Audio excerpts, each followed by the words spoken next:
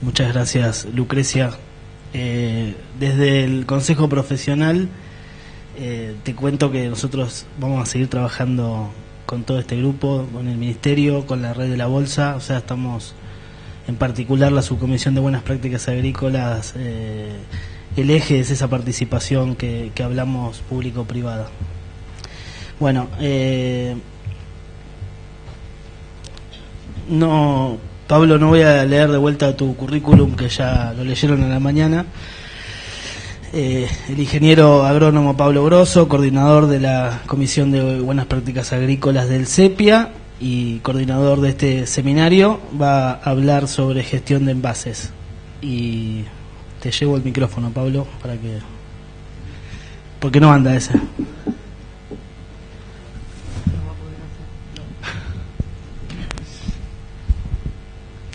Muchas gracias, Víctor. Bueno, nuevamente, buen día para todos, tanto los que están acá presentes como los que están por internet.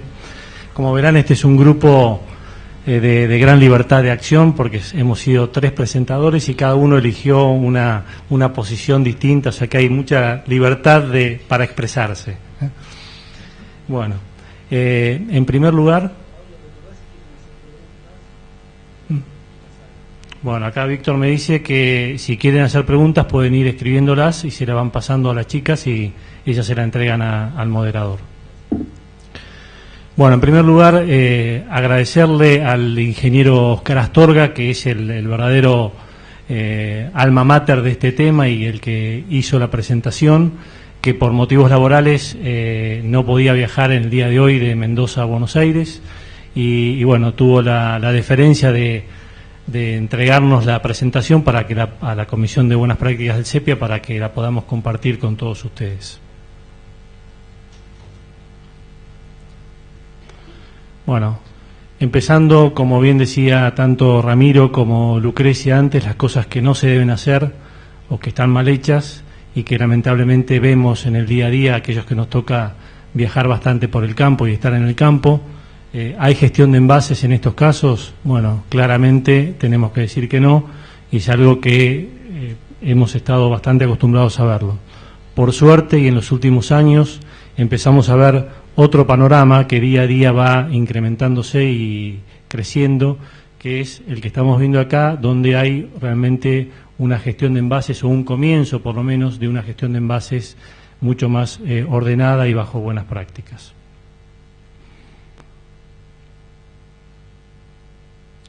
Haciendo un poco de historia en la temática específica de la gestión de envases, vemos que ya en el año 1988 la Agencia de Protección Ambiental de Estados Unidos, la EPA, propone una normativa para los envases agroquímicos y finalmente el Congreso de Estados Unidos aprueba un trabajo sobre el estudio de los envases.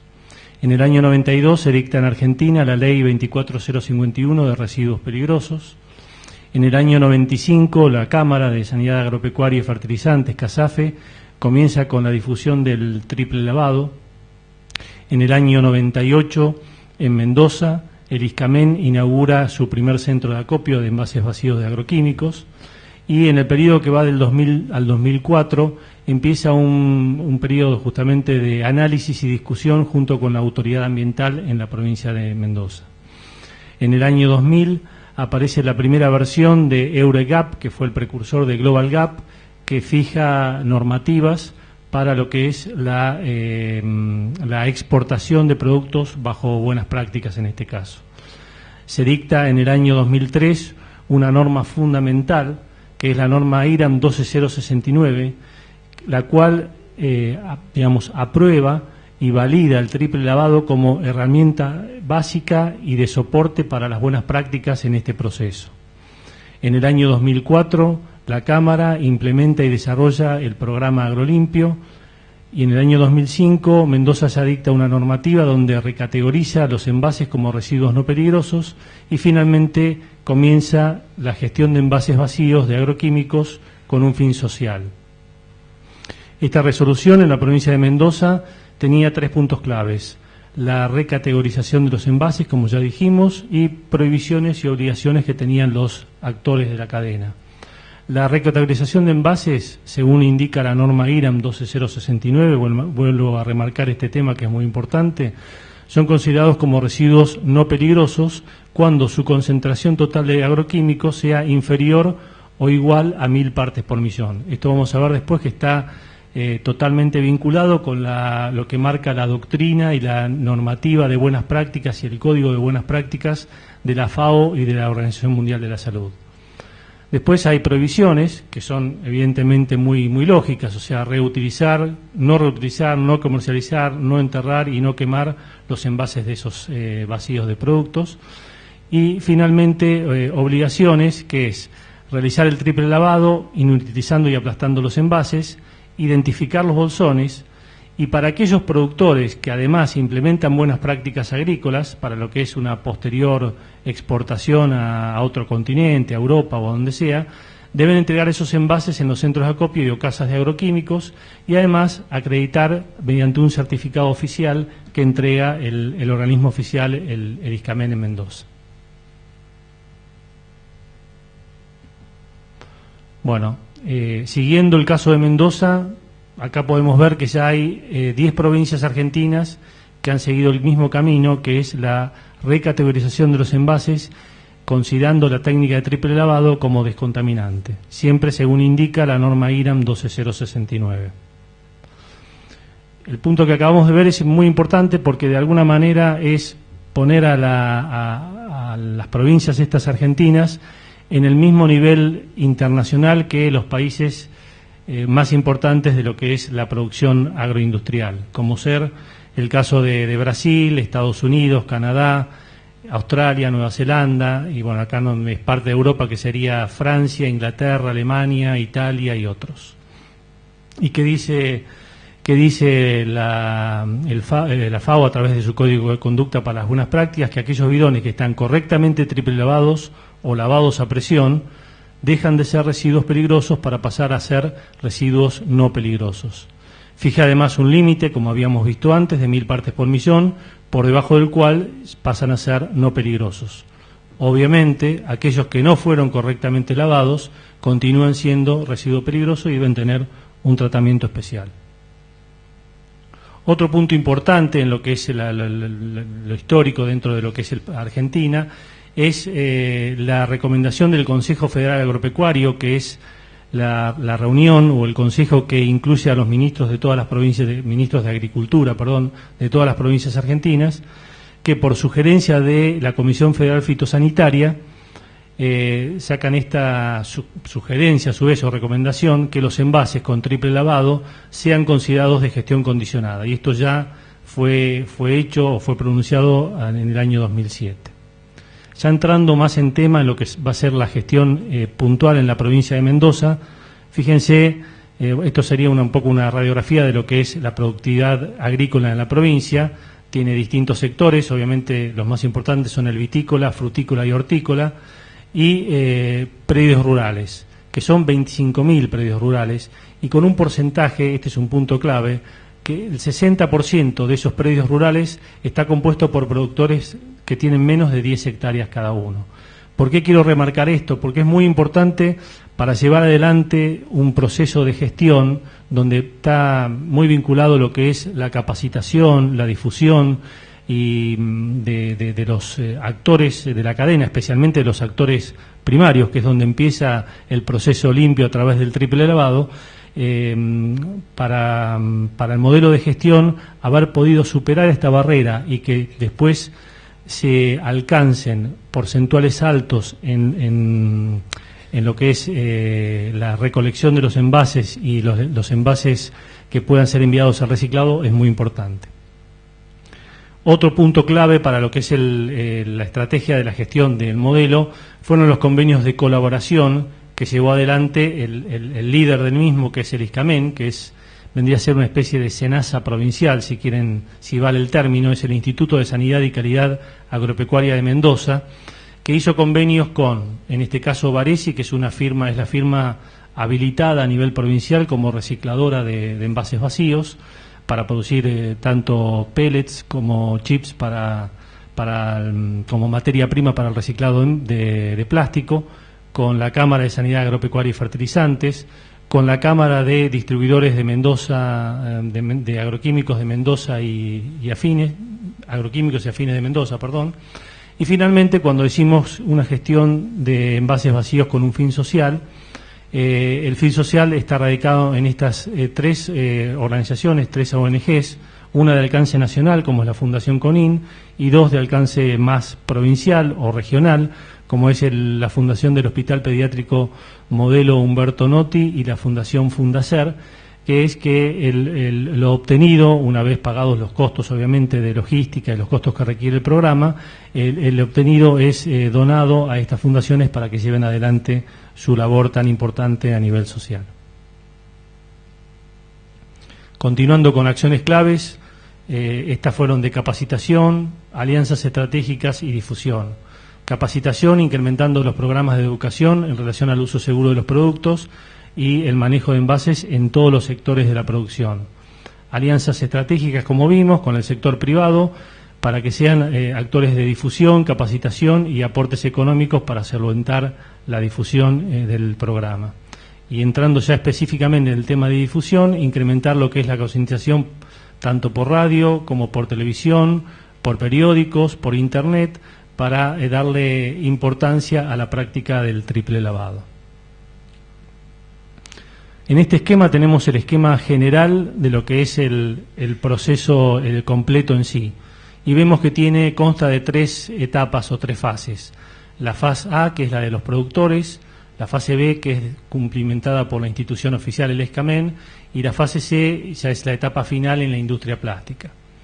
En la fase A, el primer punto es el punto clave, como dijimos siempre, para partir con un proceso limpio, que es hacer el triple lavado de acuerdo a la norma IRAM y agregando en una primera etapa un 25%, una cuarta parte de la capacidad del envase, llenándolo con agua limpia, cerrar el envase y agitarlo durante 30 segundos y finalmente verter el producto de ese lavado dentro del tanque de la pulverizadora. Con esto nos aseguramos, como ya se dijo en las presentaciones tanto de Ramiro como de Lucrecia, que el producto vaya donde tiene que ir, en este caso en la primera etapa, que es el tanque de la pulverizadora, y no que quede disperso o tirado donde no corresponde, afectando tanto al operario como al medio ambiente.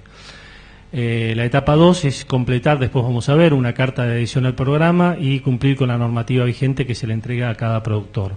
El punto 3, inutilizar el envase, perforándolo, de ser posible en la base del mismo, para que se respete el marbete en caso de que ese bidón se pierda y se pueda ver de qué tipo de producto se trataba, y además para evitar su reutilización. Y finalmente colocar los envases en unos bolsones que son entregados por el ISCAMEN a los productores para que ellos puedan entregar los bolsones y después identificar cada bolsón. Una vez que llevan los bolsones, acá ya empieza la segunda etapa, los productores llevan los bolsones a los minicentros de acopio, el ISCAMEN retira los bolsones y los lleva al centro de acopio principal. Dentro del centro se reciben, se clasifican, seleccionan y compactan, formando estos fardos que vemos acá. Esos fardos son después llevados a la industria del plástico, a la industria recicladora. Ya 5 minutos. Y la fase C, en la industria plástica se obtienen los pellets y plásticos, pellets de plástico, que pueden ser destinados como materia prima o ya utilizados para realizar nuevos modelos. En este caso vamos a ver muy claramente aquellos envases que calculen que si lo estamos viendo nosotros con bastante claridad, la diferencia entre esta línea superior y esta inferior, la diferencia entre los que fueron no lavados o probablemente no lavados versus los que fueron lavados o probablemente lavados, cuanto más para una persona que es un idóneo, que es el receptor en el centro de acopio de cientos de envases por día. Bueno, estos tienen, como ven, residuos secos, manchas y derrames, residuos líquidos, formulación pastosa y todo lo contrario en la parte de abajo. Por lo tanto, los de abajo son considerados residuos no peligrosos y de gestión condicionada. Y en cambio estos tienen que ser llevados a una disposición final que es mucho más costosa y tiene que ser hecho por un operador habilitado. Lo que comentábamos antes de la documentación inicial, acá tenemos el instructivo para el operador o para el productor que tiene que cumplir, y acá es la documentación que tiene que llenar en la carta de adhesión al programa. Una vez que entregó y fue recepcionado el bolsón y se fueron registrados los mismos y se emitió un certificado en el centro de acopio, el productor recibe este certificado de parte del ISCAMEN para que lo presente ante la autoridad o el organismo competente o a la firma importadora de su producto para llevarlo a otro lugar. Acá vemos, bueno, la operación de carga y descarga, no me voy a detener. Esto sí es interesante ver. De los envases que fueron enfardados, fíjense la gran cantidad que finalmente terminan siendo del total recolectado, cuántos terminan siendo residuos no peligrosos, o sea, yendo a la cadena, llamémosle, a la cadena limpia y trazable. Y solamente un 10%, un poco menos de un 10%, son considerados residuos peligrosos y por lo tanto tienen que ser destruidos, como decíamos antes, por un operador especializado. Bueno, imágenes del envío del lote a la industria, de los lotes de fardos, los registros de cada lote producido con las distintas empresas que fueron entregando los mismos, la obtención y el embalsado de los pellets de plástico para la fabricación de caños de riego cloacales, en este caso son las imágenes que estamos viendo, distintos elementos que se pueden construir con los envases de agroquímicos, vamos a mencionar solamente algunos como cobertura para fibra óptica, para cables de alta tensión, postes, varillas, tablas, lomos de burro plásticos, conos reductores de velocidad y otros que están en constante revisión y análisis. Bueno, todo esto es muy interesante, muy importante, pero si no tiene un sustento técnico científico que sustente y soporte justamente la alta remoción que se produce con el triple lavado hecho correctamente bajo las normas IRAM, sería imposible, estaríamos hablando sin ningún sustento. Fíjense qué es lo que ocurre después del tercer lavado, el porcentaje de remoción del principio activo original que tenían esos productos. Van desde el 99.95% al 99.99% de remoción. Y lo que es también importante, recuerden el valor de 1000 partes por millón que fijaba la Organización Mundial de la Salud y la FAO, por debajo del cual ya pueden ser considerados no peligrosos. Fíjense que el número al que llegan todos estos, el más alto es 160, muy lejos de las 1000 partes por millón. Acá tenemos también otros tipos de análisis. Esto fue realizado por el Instituto Nacional de Tecnología Industrial en los laboratorios del Centro Regional Cuyo. Fíjense cómo va evolucionando el resultado en partes por millón de lo que queda desde el primer hasta el tercer lavado. Pasa de casi 700 partes por millón a 1 parte por millón. Otros análisis, esto es extracción con solventes, es otro tipo de análisis. En lugar de estar analizando el agua del triple lavado, esa agua del triple lavado, en este caso, ya fue volcada al tanque de la pulverizadora, y lo que se hace es con solventes, se trata de extraer lo que puede haber quedado adherido a las paredes de ese bidón seco. Y bueno, después de los análisis que fueron hechos en este periodo, por distintas provincias se originaron los datos y los productos que ahí figuran. Fíjense qué interesante el resultado. O sea, el 90% prácticamente de las muestras analizadas es menor a las 250 partes por millón. O sea que, tomando este análisis con claridad, podríamos decir que en el caso de Argentina, esta región de Córdoba, Cuyo y Valle, podríamos ser 4 veces más estrictos que los que fija la normativa de la Organización Mundial de la Salud o la FAO y desclasificar el 90% de esos envases correctamente lavados. Tenemos a su vez otro tipo de análisis que se hacen, esto es un molino criogénico que trabaja a muy bajas temperaturas y puede analizar y analiza ya el producto final, como en este caso son unos tubos de plástico, o directamente el peleteado, ¿correcto? Y la sumatoria de todos estos productos que fueron analizados, para aclarar, acá figura el endosulfán porque es un análisis que se hizo cuando el endosulfán todavía estaba autorizado su uso desde hace unos años. La sumatoria dio 31 partes por millón, nuevamente muy lejos de las 1000 partes por millón que venimos mencionando. Y bueno, ya vamos terminando. Les quería compartir con todos ustedes Este estudio de ecoeficiencia que se hizo siguiendo el caso de Brasil, que es uno, como habíamos visto, uno de los países más avanzados en el tema, tomaron ellos la recolección de unos 6-7 años, que fueron más de 100.000 toneladas, y fíjense qué interesante lo que ambientalmente se ganó habiendo recuperado estas 100.000 toneladas para el reciclado de plástico. Se evitó la emisión del equivalente a 164.000 toneladas de dióxido de carbono, o lo que es lo mismo, se evitó el uso de 374.000 barriles de petróleo, o lo que todavía para los que estamos en el agro es más impactante, la tala de más de 800.000 árboles. Todo por haber logrado en esas 7 campañas más de 100.000 toneladas de reciclado. Y para terminar, los pilares de un programa exitoso de gestión de envases los dividimos en generales y operativos. Los generales son aquellos que dicen que se debe basar en una mejora continua, que puede ser tanto voluntario como mandatorio, que son claves las capacitaciones y la toma de conciencia ambiental de todos los actores y participantes, que es clave la difusión de las buenas prácticas a través de organismos de primer nivel, como todos los que figuran acá, trabajo en red y por regiones y hacer alianzas estratégicas.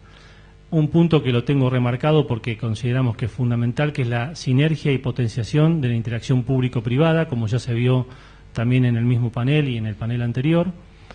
Y finalmente, pilares más operativos, como dijimos, lo del triple lavado, la declasificación del bidón una vez triple lavado, que facilita muchos pasos siguientes, en particular lo de la logística, operadores que deben estar habilitados y auditados por la autoridad de medio ambiente o la autoridad competente de acuerdo a la región o la provincia, operadores que no necesariamente tienen que ser provinciales. Si la masa crítica de una provincia no es suficiente, pueden ser operadores regionales y ser compartido ese mismo operador por más de una provincia vecina.